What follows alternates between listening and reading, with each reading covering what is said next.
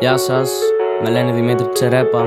Και πολλοί μου είπανε παρά το rap δεν έχεις flow και φωνή, αλλά εγώ μέσα από το κομμάτι αυτό θέλω να τους πω ότι η ουσία δεν είναι αυτή. Άλλη είναι η ουσία, η στίχη σου.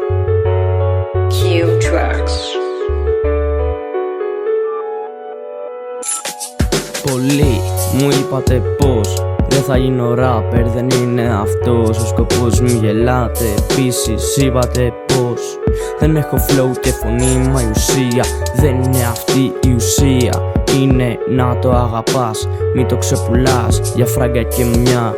Όπως εγώ το κάνω για να εκφραστώ, όχι για να γίνω παντού γνωστό. Σου το λέω, θα με δω πάντα πιστό στη μουσική που αγαπώ.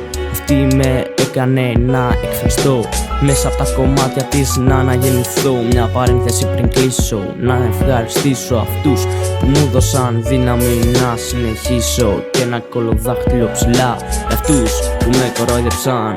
Πάρτε μουνιά. Αυτό είναι, παιδιά,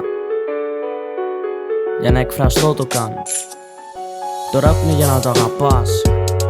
Δεν χρειάζεται να το κάνεις για γκόμενες ή για λεφτά. Κάνε το για να εκφραστείς. Αυτή είναι η ουσία.